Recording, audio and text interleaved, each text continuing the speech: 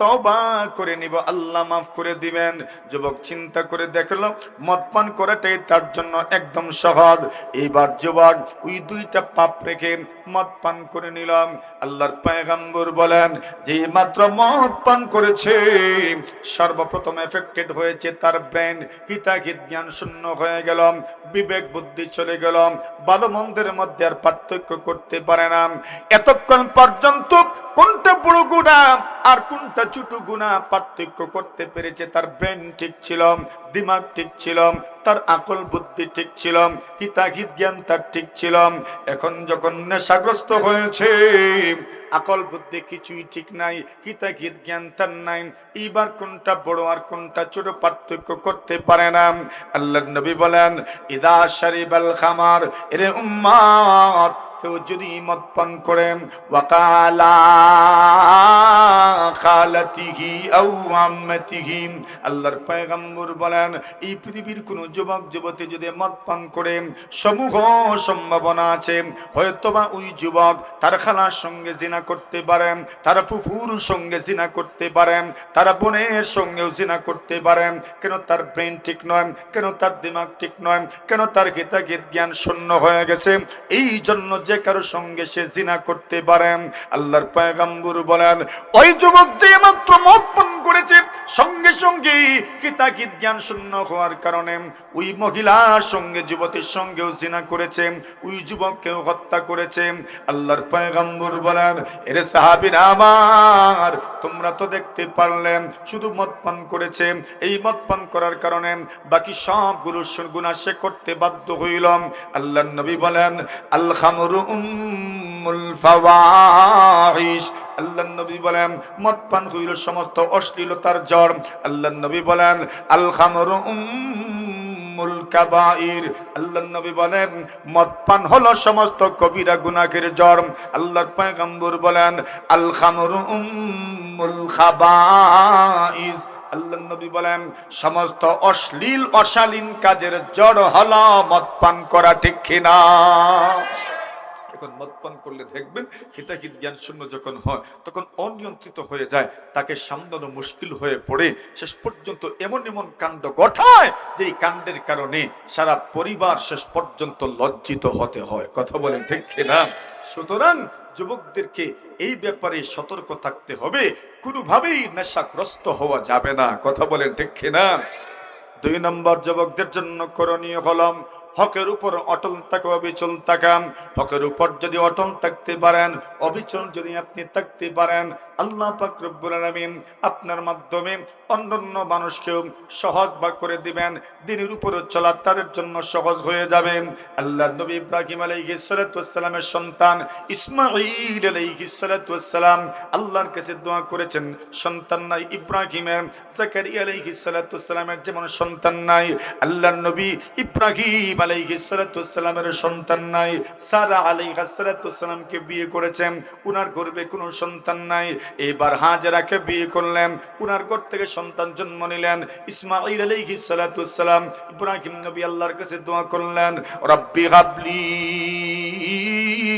মিনাস সালিহিন, ফাবাশশারনাহু বিগুলামিন হালিম, فلما بلغ معه السعي قال يا بني إني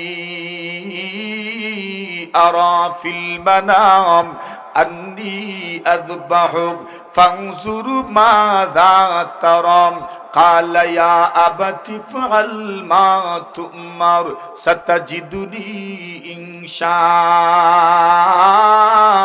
الله من الصابرين। আল্লাহ নবী ইউসুফ হযরত ইব্রাহিম আলাইহিস সালাতু ওয়াস সালাম বলেন আল্লাহ আমাকে একজন নেক সন্তান দান করেন। আল্লাহ পাক রব্বুল আলামিন বলেন ইব্রাহিম তুমি সুসংবাদ গ্রহণ করো, আমি তোমাকে নেক সন্তানের সুসংবাদ দিলাম, গোলামে হালিমের সুসংবাদ দিলাম, ধৈর্যশীল একজন গোলাম একজন ছেলের সুসংবাদ দিলাম। আল্লাহ পাক রব্বুল আলামিন বলেন ইসমাঈল আলাইহিস সালাতু ওয়াসসালাম জন্ম নিলেন। এইবার ইসমাঈল আলাইহিস সালাতু ওয়াসসালাম যখন মোটামুটি যৌবনকালে পদার্পণ করলেন, আল্লাহ পাক রব্বুল আলামিন ইব্রাহিম আলাইহিস সালাতু ওয়াসসালামকে পরীক্ষায় ফেললেন, স্বপ্নে দেখাইলেন, ওগো ইব্রাহিম, তোমার সন্তান ইসমাঈলকে কুরবানি করো, তোমার যুবক ইসমাঈলকে তুমি কুরবানি করো। ইব্রাহিম আলাইহিস সালাতু ওয়াসসালাম চিন্তা করলেন, ছেলেটা তো যুবক হয়ে গেছে, ওই যুবক ছেলেকে আমি কিভাবে কুরবানি করব? যুবকের সাথে ছেলের সঙ্গে একটু কথা বলা দরকার। ও যুবক, তুমি একটু চিন্তা করে দেখো বাবাদেরকে কি পরিমাণ সাহায্য করতে হয়, কি পরিমাণ সহযোগিতা করতে হয়। তুমি যুবক, তুমি তোমার বাবার সঙ্গে কাজে যাও না, বাবাকে সহযোগিতা করো না।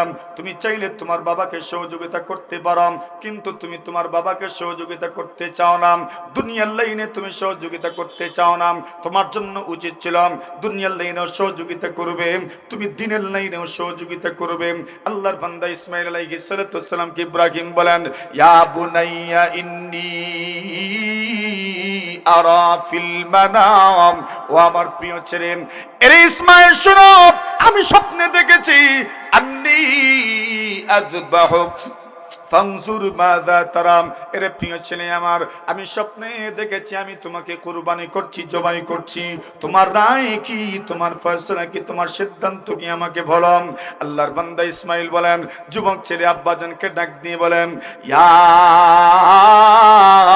আবাতি ফাআল মা তুমার, ও বন্ধু আমার, এরে যুবক ভাই আমার, একটু চিন্তা করে দেখো, একটা যুবকের মুখের ভাষা কেমন হবে, বাবার সঙ্গে কেমনে কথা বলবে, মায়ের সঙ্গে কেমনে কথা বলবে। যুবক ছেলে ইসমাঈল আলাইহিস সালাতু ওয়াসসালাম বাবাকে সম্বোধন করে বলেন, ওগো আমার বাবাজি, ওগো আমার বাবাজি, কত সম্মানের শব্দ, ওগো আমার আব্বাজান, সম্মানের শব্দ। এই দুনিয়ার যুবকেরা বাবাকে সম্মানের সাথে ডাকতে চায় না, না না, তুমি সম্মানের সঙ্গে ডাকবা। এর যুবক, তোমার জন্য উচিত হইল তোমার বাবাকে সম্মানের সঙ্গে তুমি ডাক দিবা। ইসমাঈল আলাইহিস সালাতু ওয়াসসালাম আব্বাজানকে ডাক দিলেন, ইয়া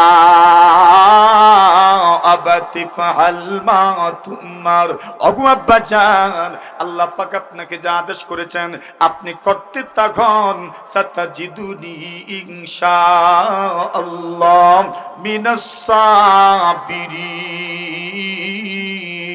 ওগো আব্বাজান, আপনি আপনার কাজ করতে থাকুন, আমি আপনার আল্লাহর হুকুম পালনার্থে আমি আপনাকে সাহায্য করে যাব, আমাকে ধৈর্যশীলদের অন্তর্ভুক্ত পাবেন, আমি একটু নড়াচড়াও করব না। আরো জোরে বলেন। ইসমাঈল আলাইহিস সালাতু ওয়াসসালাম আল্লাহর রাস্তায় কুরবানি হওয়ার জন্য বাবাকে সহযোগিতা করছেন, হকের জন্য কুরবানি হয়ে যেতে রাজি। এটাই তো যুবকের ধর্ম, কথা বলেন ঠিক কিনা? আরে হকের জন্য কুরবানি হয়ে যাও। আদম আলাইহিস সালাতু ওয়াসসালামের দুই ছেলের কথা মনে আসেনি আপনাদের? ওয়াতুল্লু আলাইহিম নাবা আবনাই আদম বিল হক ইয কাররাবা কুরবানা, দুই ছেলে হাবিল আর কাবিল, মনে আছে ঘটনা? আমি বলবো না, আমি শুধু ইঙ্গিত করে যাব, কথা অনেক লম্বা, লম্বা বলার সুযোগ নাই। হযরত হাবিল আর কাবিল দুজনই আদম আলাইহিস সালাতু ওয়াসসালামের সন্তান। ওই যুগে এক সময় আল্লাহ তাআলা দুইটা সন্তান দিতেন, একটা ছেলে আরেকটা মেয়ে। একসাথে যারা জন্মগ্রহণ করত ছেলে মেয়ে, এদের মধ্যে বিবাহ বন্ধনে আবদ্ধ হওয়া হারাম ছিল, কিন্তু ওই ছেলে মেয়ে অথবা আগের ছেলে মেয়ে এদের মধ্যে বিবাহ বন্ধন বৈধ। এখন হাবিলের সঙ্গে যিনি জন্মগ্রহণ করেছেন উনি দেখতে একটু আপনার অন্যরকম, মানে এত ভালো নয়, চেহারা এত সুন্দর নয়, গঠন এত সুন্দর নয়, সুরত এত সুন্দর নয়। আর কাবিলের সাথে যিনি জন্মগ্রহণ করেছেন উনি দেখতে সুন্দর। নিয়ম মতো কাবিলের সাথে যেই মেয়ে জন্মগ্রহণ করেছে ওনার সঙ্গে বিয়ে হবে হাবিলের, আর হাবিলের সাথে যিনি জন্মগ্রহণ করেছেন ওনার বিয়ে হবে কাবিলের সাথে। কিন্তু কাবিল মানতে নারাজ। কাবিল বলেন, না, আমার সাথে যেই মেয়ে জন্মগ্রহণ করেছে আমি তাকেই বিয়ে করব। নাউজুবিল্লাহ, জোরে বলেন। আদম আলাইহিস সালাতু ওয়াসসালামের শরীয়তে এটা ছিল না জায়েজ, কিন্তু কাবিল ওই হারাম কাজ করতেন, মানে উঠে পড়ে লেগেছে। আর হাবিল বলছেন, আমি জান দিয়ে দিব, এরপর তোমাকে এই হারাম কাজ করতে দেব না। সুবহানাল্লাহ বলেন। এখন কাবিল হাবিলকে ভয় দেখায় আর বলে, দেখো, যদি তুমি আমার সঙ্গে যে মেয়ে জন্মগ্রহণ করেছে তাকে যদি তুমি বিয়ে করতে চাও তাহলে আক্তুলান্নাক, আমি তোমাকে হত্যা করে ফেলবো। হাবিল জবাবে তো বলতে পারতেন উনিও তো যুবক, উনার যৌবনকালে রক্ত তো উনারও আছে, গরম হয়ে যেতে পারতেন, কিন্তু উনি বড় শান্ত মাথায় জবাব দিয়েছেন, ও ভাই আমার, লা ইম বাসাত্তা ইলাইয়া ইয়াদাকা লিতাকতুলানি মা আনা বিবাসিতি ইয়াদিয়া ইলাইকা লিআকতুলাক ইন্নী আখাফুল্লাহ রাব্বাল আলামিন।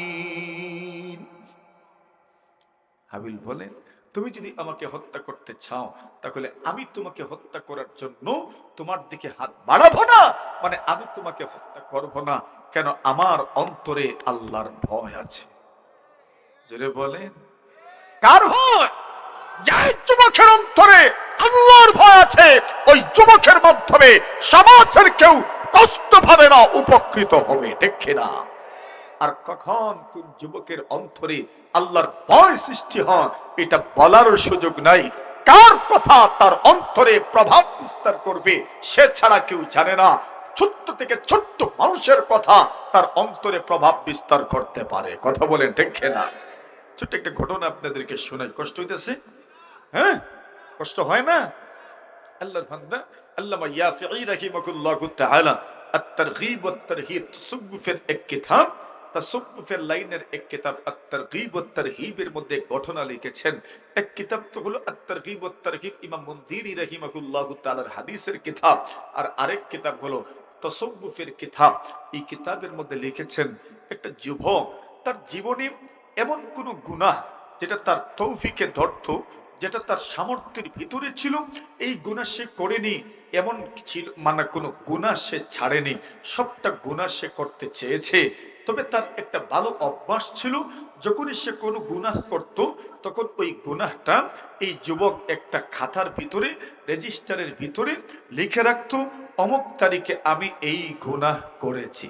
সুবহানাল্লাহ, আরে জোরে বলেন। সে যে গুনাহ করতো এটাও লিখে রাখতো। এখন একদিন ওই যুবক একজন মহিলাকে বাড়িতে নিয়ে আসছে, বেশ্যা মনে করে, পতিতা মনে করে।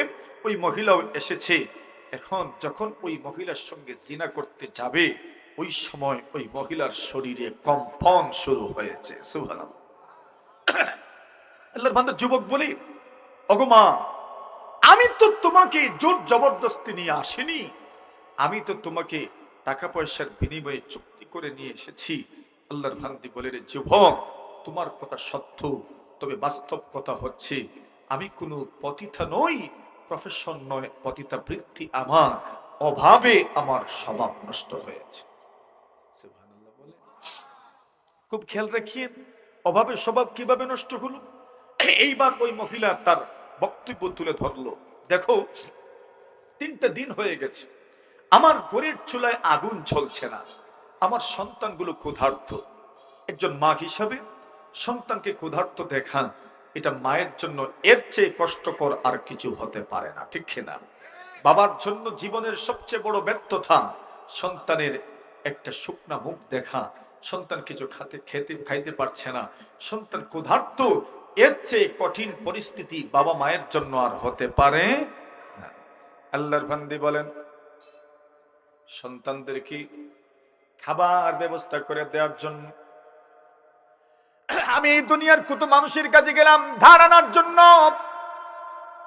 আল্লাহর হাবিব বলেন, উম্মত শোনো, তুমি যদি দুনিয়ার কোন মানুষকে দাঁড় দিতে পারো, খরচ দিতে পারো, ঋণ দিতে পারো, আল্লাহর নবী বলেন যে মেয়াদে দিবা, পয়গম্বর বলেন যেমন 1 মাসের জন্য 1000 টাকা আপনি ঋণ দিয়েছেন, আল্লাহর পয়গম্বর বলেন 1 মাসের ভিতরে প্রতিদিন 1000 টাকা আল্লাহর রাস্তায় সদকা করার সওয়াব আল্লাহ আপনার আমলনামায় দিবেন।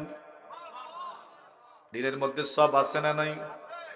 আল্লাহ বলেন, উম্মত, ওয়া ইন কানা যু উসরাতিন ফানাসিরাতুন ইলা মাইসারা, একজন মানুষ যদি তোমার কাছ থেকে ঋণ নেয়, ওই লোকটা যদি সঠিক টাইম মতো ঋণটা পরিশোধ করতে পারে না, বাস্তবে যদি সে অপারগ হয়ে যায়, আল্লাহ বলছেন ফানাসিরাতুন ইলা মাইসারা, সুদ নিবা না, বরং তুমি তাকে সুযোগ দেবা, সে যেন যখন তার সুযোগ হবে, সময় হবে, ওই সময় যেন সে তোমার ঋণটা পরিশোধ করে দেয়।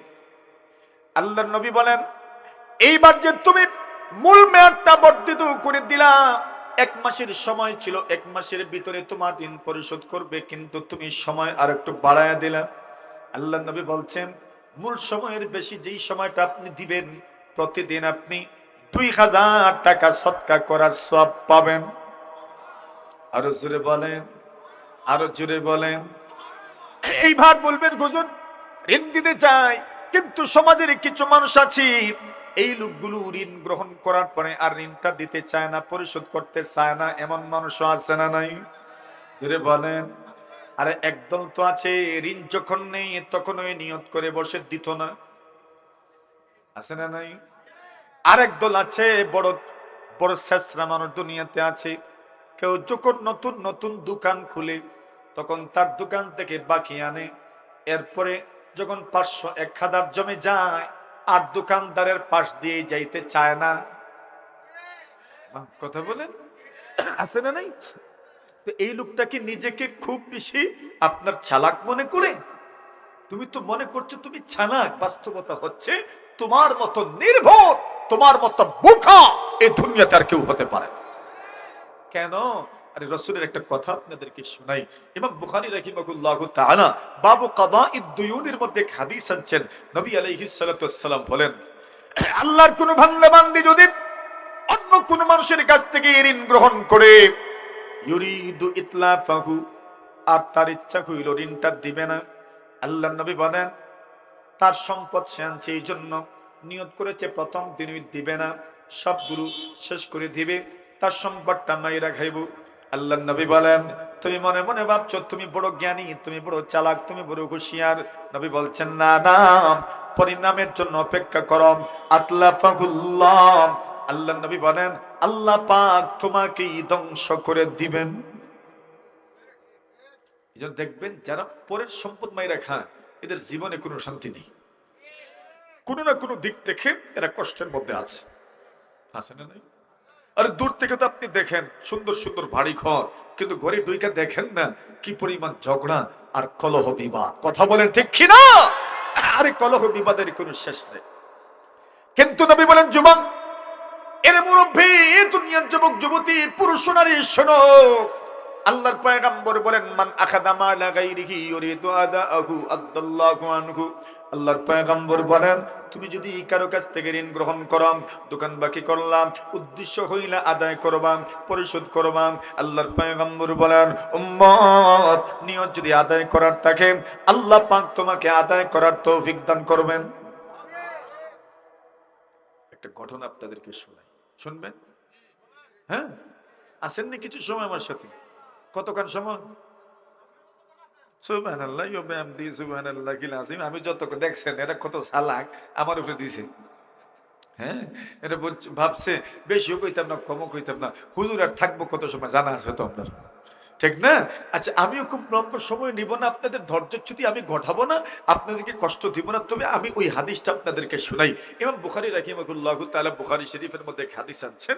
রাসূল করিম সাল্লাল্লাহু আলাইহি ওয়াসাল্লাম বলেন একটা মানুষ বনি ইসরাইলের ওই লোকটার হঠাৎ করে কর্জের প্রয়োজন পড়লো। খরচ বুঝেন তো, ঋণ বুঝেন, ধার বুঝেন?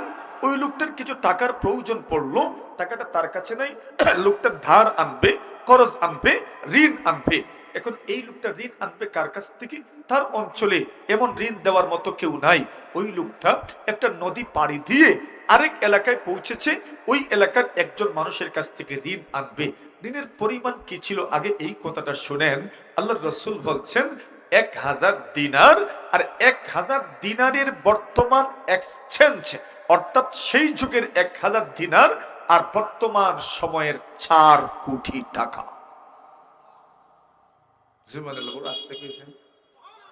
আপনি দিবেন আমার 4 কোটি টাকার ঋণ? দেখছেন নি 4 কোটি টাকা? কত মানুষ তো দেখছেই না, আর যারা দেখবো এরা কি দিব 4 কোটি টাকা ঋণ? সুবহানাল্লাহ, বলবো 4 কোটি টাকা ঋণ আমি কেমনে দিব? কিন্তু আল্লাহর বান্দা গেছে 4 কোটি টাকা ঋণ আনবে, 1000 দিনার 4 কোটি টাকার ঋণ। এখন এই লোকটা ঋণদাতা কত ভালো মানুষ ছিল আপনি চিন্তা করে দেখেন। ঋণদাতা বলে, আচ্ছা ভাই, আমি যে আপনাকে 1000 টাকা 1000 দিনার ঋণ দিব, যেটা বর্তমান দুনিয়ার মানি এক্সচেঞ্জের হিসাব মতো প্রায় 4 কোটি টাকা, আমি যে আপনাকে এত পরিমাণ ঋণ দিব, আপনি যে ঋণ আমার কাছ থেকে গ্রহণ করছেন, সাক্ষী কে হবে বলেন? সাক্ষী ছাড়া কে কেউ দিবেন? আল্লাহর বান্দা বলে, আমি কাউকে চিনি না, জানি না, সাক্ষী কাকে মানব? এইবার লোকটা বলে, কাফা বিল্লাহি শাহিদা, ওগো আল্লাহর ওলি, আপনি আমার কাছ থেকে সাক্ষী জানতে চান, আমি আমার আল্লাহকে সাক্ষী মানলাম। সুবহানাল্লাহ বলবেন? ঘুমাই গেছে? আরে সাক্ষী কে? জোরে বলেন, জোরে বলেন, আরো জোরে, আরো জোরে। দেখতাম চাই মাসিমপুরে আল্লাহ শব্দের আওয়াজ কেমন, জোরে সুরে একবার আল্লাহ, আরো জোরে আল্লাহ। ও ভাই আমার, আপনার কাছ থেকে যদি কেউ 1 লাখ টাকা ঋণ নেই, আর আপনি যদি আল্লাহকে সাক্ষী মানেন, কেউ কি মানব? বলবে না, না, আল্লাহকে সাক্ষী মানলে হবে না। মুআমালাতের ক্ষেত্রে, লেনদেনের ক্ষেত্রে শরীয়ত আল্লাহ সাক্ষী এই কথা মানতে চায় না, জমিনের কাউকে সাক্ষী মানেন। কিন্তু লোকটা বলেন, কাফা বিল্লাহি শাহিদা, আল্লাহ করেন সাক্ষী। এইবার লোকটা বলে, এরে আল্লাহর বলি, আমার কাছ থেকে তুমি যে ঋণ নিবা, ঋণের পরিমাণটা তো কম নয়, ঋণের পরিমাণটা তো অনেক বেশি। এরে যুবক, তুমি যে আমার কাছ থেকে ঋণ নিবা, যদি তুমি আদায় করতে পারো না, একজন জামিনদার আমাকে দাও, যেই জামিনদারের কাছে আমি ঋণের তলব করতে পারবো। তুমি যে আমার কাছে দিন পরিশোধ করবে, এমন তো গ্যারান্টি তুমিও দিতে পারবে না।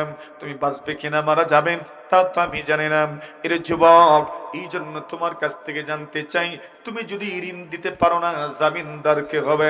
আল্লাহর বান্দা বলেন, আল্লাহর বলে গো, সাক্ষী কাকে মানব খুঁজে পাই না, জামিনদার কাকে মানবো কেমনে খুঁজে পাব? আল্লাহর বান্দা বলে, ওগো আল্লাহর ওলি, আমি আমার আল্লাহ কি জামিনদার মেনে নিলাম। আরো জোরে বলেন, জামিনদারকে? জামিনদারের অর্থ কি? আমি যদি দিতে পারি না, আমি তাকে জামিনদার মেনেছি, ওই লোকটা আমার পক্ষ থেকে পরিশোধ করবেন, আদায় করবেন। লোকটা বলে, আল্লাহ জামিনদার, সুবহানাল্লাহ ওয়া বিহামদিহি। এইবার ঋণ পরিশোধ করবেন কোন দিন? তারিখ ধার্য হয়ে গেল, অমুক তারিখে আপনি ঋণ পরিশোধ করবেন। আল্লাহর বান্দা, যে লোকটা ঋণ নিয়েছে, ওই লোকটা 1000 দিনারের ব্যবস্থা করেন, নদীর পার পর্যন্ত এসেছে ঋণ পরিশোধ করার জন্য। নদী পার হবে আর ঋণদাতার কাছে ঋণটা পরিশোধ করবে। যে লোকটা ঋণ দিয়েছে, ওই লোকটাও ঋণটা পরিশোধ করার জন্য নদীর পারে এসেছে।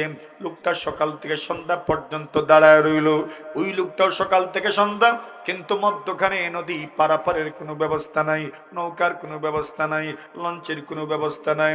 আল্লাহর বান্দা, যেই লোকটা ঋণ গ্রহণ করেছে, ওই লোকটা গরমাক্ত হচ্ছে, গামছি আর চিন্তা করছে, আল্লাহকে সাক্ষী মেনেছি, আল্লাহকে জামিনদার মেনেছি, যদি ঋণটা পরিশোধ করতে পারি না সঠিক টাইম মতো, আমার আল্লাহর ইজ্জত যেন আমি নষ্ট করলাম, ঠিক কিনা? লোকটার কত পেরেশান, আরে আমি আজকে নদীটা পার হতে পারছি না, একটা নৌকার ব্যবস্থা নাই। আমি তো তাকে বলেছিলাম আজকে ঋণটা পরিশোধ করব। বুখারী শরীফের কয়েক জায়গায় ইমাম বুখারী রাহিমাহুল্লাহু তাআলা এই হাদিসটা উল্লেখ করেছেন। আল্লাহর বান্দা সন্ধ্যা পর্যন্ত যখন দেখে আর কোনো ব্যবস্থা নাই, কোনো নৌকা আসবে না, ওই সময় ওই লোকটা তাকায় দেখে নদী দিয়া একটা বড় গাছের টুকরা ভেসে ভেসে আসছে।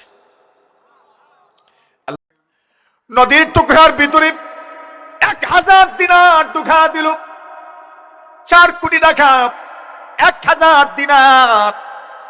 অনিশ্চিত ভাবে তার কাছে পৌঁছবে কিনা জানি না, কিন্তু আল্লাহর বান্দা 1000 দিনার 4 কোটি টাকা ওই গাছের ভিতরে ঢুকায়া দিল। ছিদ্র ছিল, অথবা ছিদ্র করে ঢুকায়া দিল 1000 দিনারের থলি, এবং চিঠি লিখল, ইয়া আব্দুল্লাহ, এরে আল্লাহর গোলাম, আমি অমুক তোমার কাছ থেকে 1000 টাকা ঋণ নিয়েছিলাম অমুক দিন, আমি আজকে তোমার ঋণ পরিশোধ করার কথা ছিল, ওয়াদা করেছিলাম, কমিটেড ছিলাম আজকে পরিশোধ করব। তুমি বিশ্বাস করবে না, কিন্তু আমি তোমার 1000 দিনার নিয়ে আমি নদীর পার পর্যন্ত এসেছি। নদী পার হব, নৌকার ব্যবস্থা নাই। আল্লাহর বলে গো, আমি হঠাৎ করে সন্ধ্যার সময় দেখেছি একটা গাছের টুকরা বেশি বেশি আসে, ওই গাছের টুকরার ভিতরে আমি 1000 দিনার ঢুকাইয়া দিয়েছি।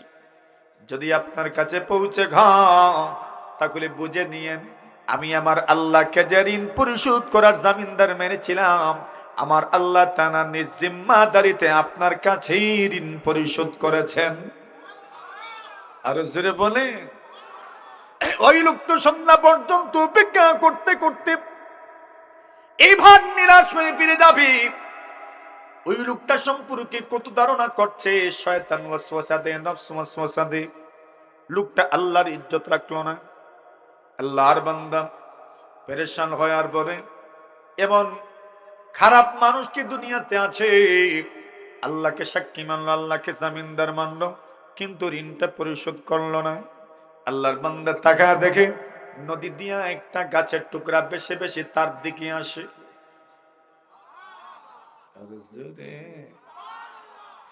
এইবার ওই লোকটা পাওনাদার মনে মনে সিদ্ধান্ত নিল, কিন্তু উসুল করতে পারলাম না, তাহলে ওই গাছের টুকরাটাই বাড়িতে নিয়ে যাই। আল্লাহর বান্দা জানে না গাছের ভিতরে কি আছে, টুকরাটা উঠাইয়া বাড়িতে নিয়ে গেল। স্ত্রীকে ডাক দিয়ে বলে, কোথায় গো? দেখো সে তোমার জন্য লাকড়ি নিয়ে এসেছি। লাকড়ি যে ফাড়ে কি বলে এটাকে? কোড়াল বলে। বলে কোড়াল নিয়ে আসো, গাছটা কাটো। যেই মাত্র কোড়াল দিয়ে আঘাত করা হয়েছে, এমনিতে একটা থলি বের হয়েছে, একটা কাগজের টুকরা বের হয়েছে। এইবার স্ত্রী বলেন, দেখি তলের ভিতরে কি। তলেরটা খুলেছে, খোলা দেখে তলের ভিতরে দিনার, স্বর্ণ মুদ্রা, 1000 স্বর্ণ মুদ্রা, সাথে একটা চিঠি। আল্লাহর বলি আমি অমুক আপনার কাছ থেকে ঋণ নিয়েছিলাম 1000 দিনার, আজকে পরিশোধ করবো ওয়াদা ছিল, কিন্তু আমি নদী পারাপারের ব্যবস্থা পাই নাই, এই জন্য আমি আসতে পারি নাই। ওই গাছের টুকরার ভিতরে আমি 1000 দিনার ঢুকিয়ে দিয়েছি। যদি আপনার কাছে পৌঁছে তাহলে বুঝে নিয়েন আল্লাহ পাক পৌঁছায় দিয়েছেন। আল্লাহর বান্দা বুঝতে পারলাম ওই লোকটা যে আল্লাহকে জামিনদার মেনেছিল, আল্লাহ তার পক্ষ থেকে আদায় করে দিয়েছেন। আল্লাহর ওই বান্দার মনে মনে গাছের মধ্যে ঢুকা দিয়েছি। আমার পাওনাদারের কাছে পৌঁছলো কিনা তা তো আমি জানি না। আরো কয়েকদিন পরে 1000 দিনের ব্যবস্থা করে ওই লোকটা আবার 1000 দিনার নিয়ে ওই পাওনাদারের বাড়িতে গেলাম। আল্লাহর বান্দা বলেন, ওগো আল্লাহর ওলি, আর কষ্ট করলেন কেন আপনি? আপনি আসতে না পারলে কি হলো? আপনার আল্লাহ আপনার পক্ষ থেকে ঋণ আমাকে পরিশোধ করে দিয়েছে। সুবহানাল্লাহ বলেন। বন্ধুরা আমার, কথাটা প্রাসঙ্গিক ভাবে বললাম। এইবার আসেন ওই মহিলা বলেন, এর যুবক, আমি এই দুনিয়াতে কত মানুষের দ্বারস্থ হয়েছি, ঋণ আনতে চেয়েছি, করজ আনতে চেয়েছি, দান আনতে চেয়েছি, কিন্তু যার কাছে আমি গিয়েছি প্রত্যেকটা মানুষ আমাকে কুপ্রস্তাব দেয়। প্রত্যেকটা মানুষ বলে আমি তোমাকে ঋণ দেব, কিন্তু কুপ্রস্তাব দেয়। এইবার আমি কঠিন একটা সিদ্ধান্ত নিলাম, এই যেহেতু আমি ঋণ গ্রহণ করব, আবার কুপ্রস্তাব তাদের মানতে হবে, তাহলে সোজা সোজা আমি পতিতাবৃত্তিতে লেগে যাই। আমাকে ঋণগ্রস্ত হতে হবে না, আমাকে খরচগ্রস্ত হতে হবে না। এই জন্য আমি পতিতাবৃত্তি শুরু করেছি। এর যুবক, আমার কাছে কোনো পোশাকও নাই, পতিতাবৃত্তির কোনো পোশাকও আমার কাছে নাই। ওই অবস্থায় তুমি আমাকে পেয়ে গেছো, আমাকে তোমার বাড়িতে নিয়ে এসেছ। আল্লাহর বান্দা যুবক যখন কথাটা শুনেছে, চোখের পানি আর ধরে রাখতে পারলো না, নিয়ন্ত্রণ করতে পারলো না, কন্ট্রোল করতে পারলো না। আল্লাহর বান্দা যুবক চোখের পানি ছেড়ে দিয়ে বলে, শোনো আপনার জীবনের এই উপাখ্যান আমি শুনেছি, আপনার অসহায়ত্বের কথা আমি বুঝতে পেরেছি। আমি আল্লাহর কাছে মাফ চাই গো, তোমার কাছে আমি মাফি চাই। আমি তোমাকে ছেড়ে দিলাম, শুধু ছেড়ে দিলাম না, সসম্মানে আপনাকে বিদায় দিচ্ছি। আমি যেই টাকার বিনিময়ে চুক্তি করে নিয়ে এসেছি, ওই টাকাটা আমি আপনাকে হস্তান্তর করলাম এবং আপনার সঙ্গে কমিটমেন্ট করলাম, আপনি জীবদ্দশায় আপনার যতদিন বিপদের সম্মুখীন হবেন, আপনি আমাকে নিজের ভাই মনে করে আপনি আমার কাছে সাহায্যের জন্য আসতে পারেন। ওয়াদা দিলাম দিলাম দিলাম, আমার জীবনের সবকিছুর বিনিময়ে হইল আমি আপনার মতো মহিলাকে সাহায্য করে যাব। এই ভার যুবক বাড়ি থেকে যান, মাকে বলেন, মা, ওগো মা জননী, আভার, আমি আপনার ছেলে। দুনিয়ার সব বাবা মাই চায় তার সন্তানটার জন্য ভালো হয়। দুনিয়ার কোনো বাবা মা চায় না তার সন্তানটা সন্ত্রাসী হোক। দুনিয়ার কোনো বাবা মা চায় না তার সন্তানটা ডাকাত হোক। দুনিয়ার কোনো বাবা মা চায় না তার সন্তানটা বখাটে হোক। দুনিয়ার কোনো বাবা মা চায় না তার সন্তানটা ইফতিজার হোক। এটা এখন বুঝবে না রে ভাই আমার, বুঝবে কখন যখন তুমি বাবা হবে।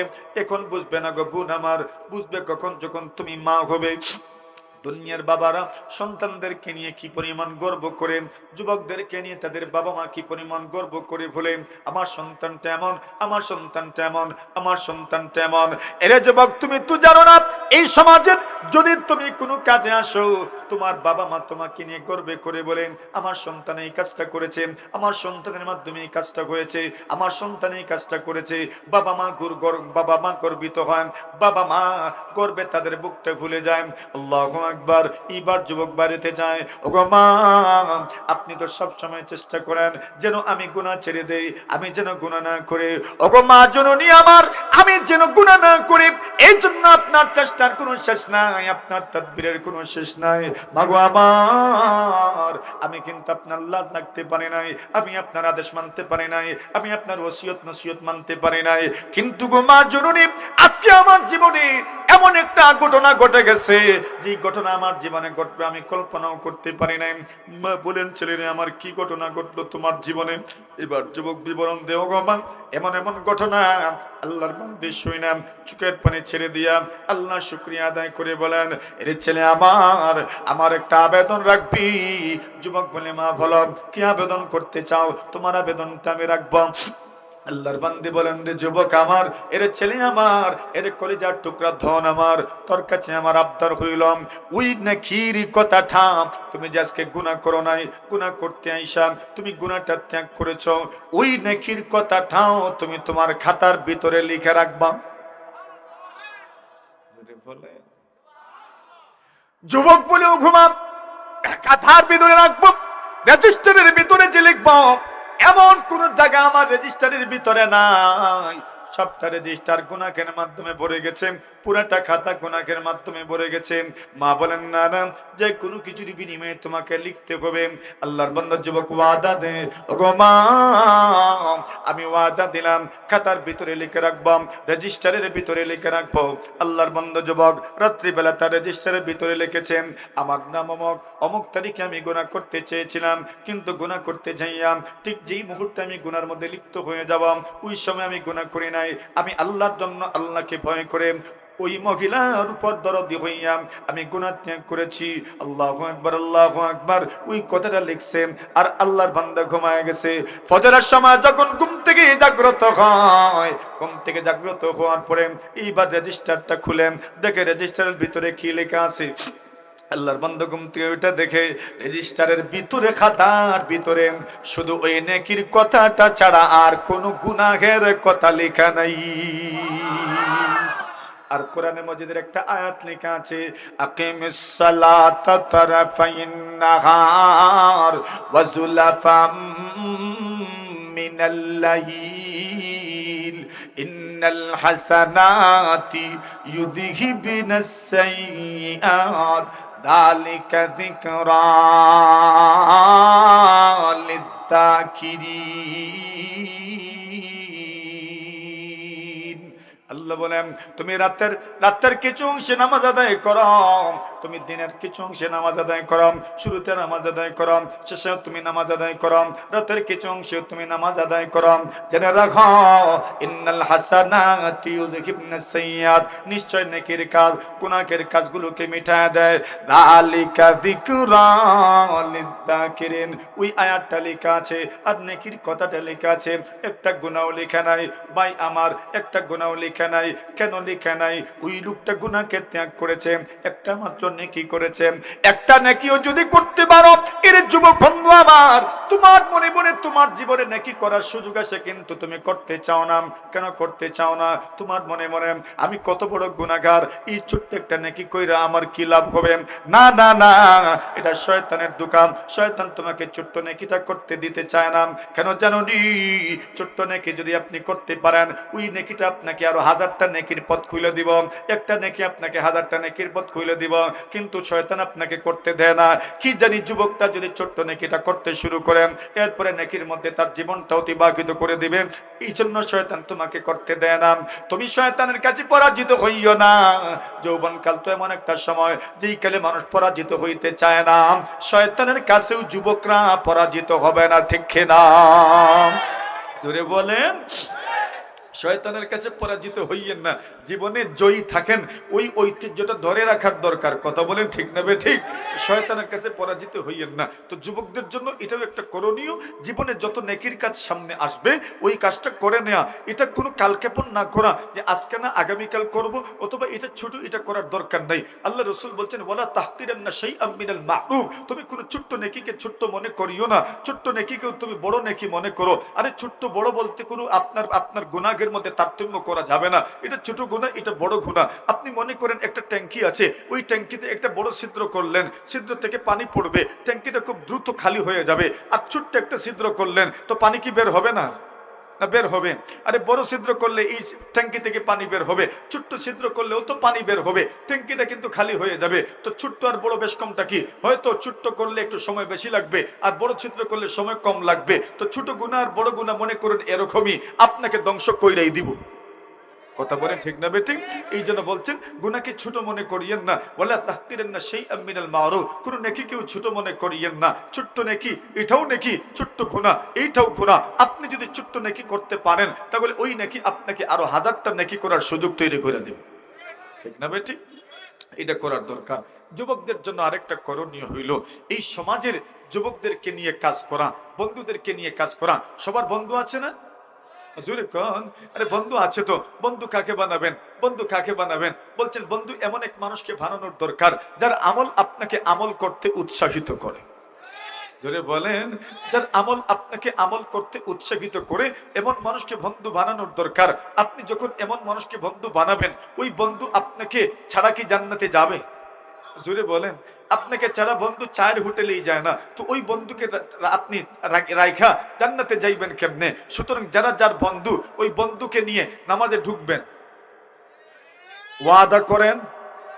আরে ওয়াদা করেন তো, বলেন ওয়াদা, বলেন না। বন্ধুকে নিয়ে নামাজে ঢুকবেন তো ইনশাল্লাহ। কেন? আপনার বন্ধু তো। বন্ধু যদি নামাজে যায় না, তো জান্নাতে যাইবো বন্ধু? যাইব তো না। তো বন্ধুকে ছেড়ে জান্নাতে যাইবেন কেমনে? তো বন্ধুকে নিয়েই তো জান্নাতে যাওয়ার দরকার। আরে কথা বলেন ঠিক না বে ঠিক? তো বন্ধুকে নিয়ে জান্নাতে যেতে হলে বন্ধুকে নামাজে নিয়ে যেতে হবে তো, মসজিদে ঢুকাইতে হবে তো। কথা বলে ঠিক না বেটি? দেখেন, যুবকরা যদি হিম্মত করে দাঁড়ায়া যায়, তাহলে পুরো সমাজকে পরিবর্তন করা সম্ভব। কথা বলেন ঠিক না? হ্যাঁ, একটা ছোট্ট কথা বলি, ঘটনা বড় লম্বা, কিন্তু লম্বা করে বলার আমার সুযোগ নেই, সময়ও নেই, ধৈর্যচ্যুতি ঘটাবো না, এটা আমি আগেই বলেছি। কিন্তু ওই যুবকের সামান্য কথা আপনাদেরকে না বললে বেইনসাফি হবে, এই জন্য তার সামান্য কথা আপনাদের সামনে উপস্থাপন করছি। ওই যুবকটা আব্দুল্লাহ বিন তামির রহমতুল্লাহি আলাইহি, আল্লাহর বান্দা। এই এমন একটা যুগের মানুষ, যেই যুগে জাদুবিদ্যার প্রচলন ছিল, ওই যুগের বাদশাহের কাছে সেই যুগের বড় জাদুগির যিনি, উনি বলছেন, বাদশাহ সাহেব, আমার তো হয়তো ইন্তেকাল হয়ে যাবে, আমি বৃদ্ধ হয়ে গেছি, আমি বয়স্ক হয়ে গেছি, কতদিন বাঁচবো আমি তা জানি না। এই জন্য আপনি আমাকে একজন হুঁশিয়ার চতুর চালাক একটা ছেলে যুবক আমাকে দেন, যে যুবককে আমি জাদু শিখাবো, আর এই জাদুর মাধ্যমে, ওই আমার শিক্ষার মাধ্যমে এই পৃথিবীর মধ্যে জাদুবিদ্যা প্রচলিত থাকবে। সুতরাং একটু সুযোগ করে দেন আমারে। এখন বাদশাহ এই শহরের সবচেয়ে চালাক, সবচেয়ে চতুর, সবচেয়ে চতুর চালাক যুবককে ওই জাদুগিরের কাছে হস্তান্তর করলেন। নেন, ওই যুবককে নিয়ে আপনি কাজ করেন। এখন হেদায়েতকে দান করেন। জোরে বলেন। কার কপালে হেদায়েত আছে কেউ জানে না? কে জানেন? জোরে বলেন। আল্লাহ জানেন কার কপালে হেদায়েত আছে। এইবার যুবক জাদুগিরের কাছে যায়, সাথে সাথে ওই যুগের বড় আলেম, তাওরাত জাবুর ইনজিলের আলেম, একজন বড় রাগী ওনার কাছেও যায়। আল্লাহর বান্দা ইমানদার হয়ে গেছে, হেদায়েত কে দিছেন? একদিন রাস্তা দিয়ে যাচ্ছে, হঠাৎ করে দেখে রাস্তার মধ্যে একটা বড় বাঘ দাঁড়ায় আছে। বাঘই মনে করে বড় প্রাণী। এখন বাঘ দেখলে কি কেউ যাইব রাস্তায়? পিছু নাম, হ্যাঁ পিছু টান দিব। কিভাবে বাঘ থেকে বাঁচা যায়? আল্লাহর বান্দা যুবক মনে মনে ভাবলো, এই তো পরীক্ষা করার সময়। আল্লাহর বান্দা ছোট্ট একটা পাথর হাতে উঠাইয়া বলে, আল্লাহ আমাকে ওই আলেম সাহেব যা শিখাইছেন এটা যদি সত্য হয়, তাহলে আমি ওই পাথর দিয়ে বাঘের উপর একটা ঢিল মারবো। বাঘ যদি মারা যায় তো বুঝতে পারবো উনি আমাকে যা শিখাইছেন বা যে দিন আমি গ্রহণ করেছি এটা সঠিক। একটা ঢিল হাতে নিচ্ছে, মারছে, সাথে সাথে বাঘ মারা গেছে। তো কি বোঝা গেল? সঠিক। কি বোঝা গেছে? আল্লাহর বান্দা যুবক ঘটনা খুলে বলল আলেমের কাছে। উনি বললেন, রে যুবক, তুমি আমার থেকে শত শত গুণ এগিয়ে গেছো। বলে মুরব্বীদের জন্য উচিত যুবকদেরকে অনুপ্রাণিত করা, প্রশংসা করা, এদেরকে এগিয়ে দেওয়া, এদের প্রতিভা স্বীকার করা। আলেম বলেন, যুবক, এর যুবক তুমি শত শত গুণ এগিয়ে গেছো, খেয়াল রাখবা ফিতনার সম্মুখীন হইও না। এখন এই যুবকের গুণ হইল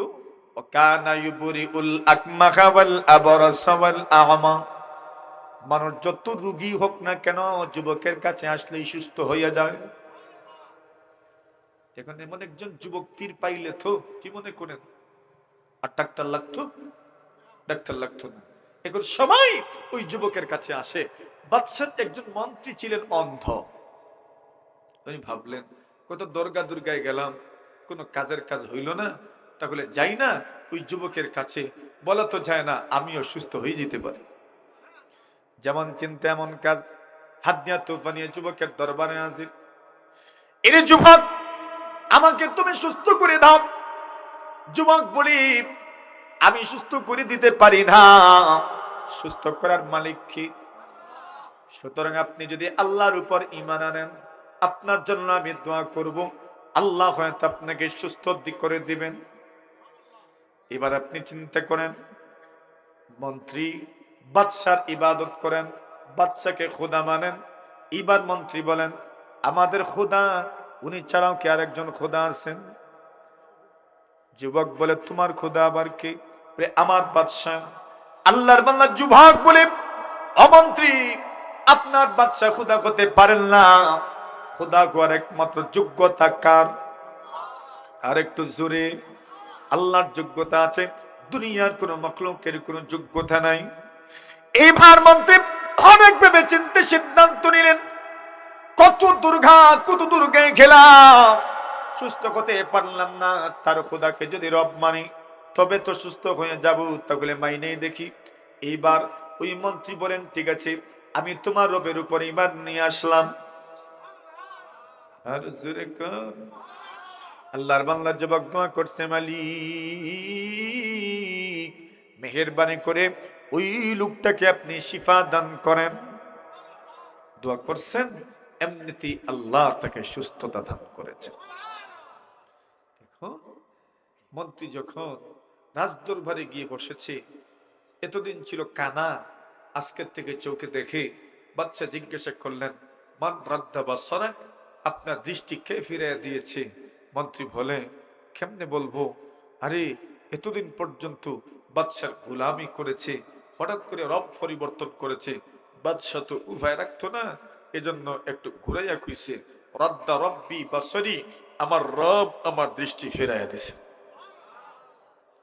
মন্ত্রীর মনে মনে আমার রব তো আল্লাহ, আর বাদশার মনে মনে আরে তার রব তো আমি। এখন রাদ্দা রব্বি বাসরি, আমার রব আমার দৃষ্টি ফেরাইয়া দিয়েছেন, কিন্তু ভেজাল হয়েছে ফরের কথায়।